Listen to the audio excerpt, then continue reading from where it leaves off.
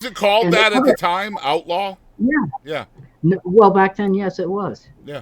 And it was the music that brought me back to country music with Waylon and Willie and the boys and that Right. Chris Christopherson and that music out of Texas. That made me love country music again.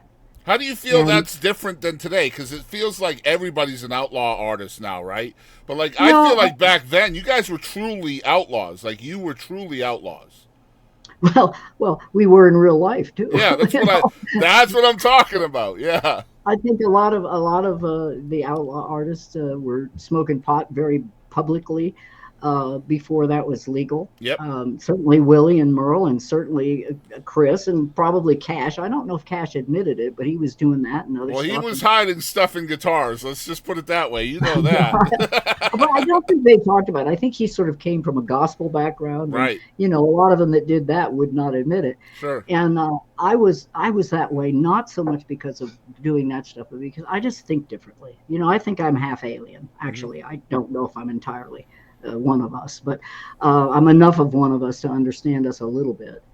And the bottom line is that that was very good for me because for long, many, many years, I did long, long tours with the likes of Willie and Merle and Hank Williams Jr. Yeah. Forever with Hank Williams. I had a dream about Hank Jr. last night. I dreamt that I hugged him in my dream. And let me tell you something about Hank Jr. He has Okay. some kind of a reputation as an outlaw and as a wild guy. But I have never been on a better stage in my life. You didn't walk on the, if you did a bad show on his stage, it was your fault because he had the best crew. He had Captain Kirk, this guy named Kirk, and they had this incredible board, and they had a guitar tech who, if with a minute your guitar was slightly out of tune, you didn't even notice. This guy would come out and take your guitar and put a guitar in tune on.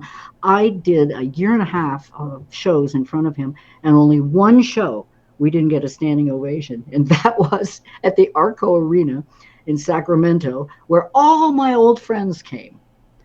And the worst thing that happened that could, the Arco Arena is known for just horrendous sound. And Hank didn't bring his own sound system because we were performing on the East Coast. Right. So they had their own sound system there. And I really pretty much, the sound sucked and I kind of sucked. And all my friends saw me sucking, out on the West Coast where I really wanted to be good.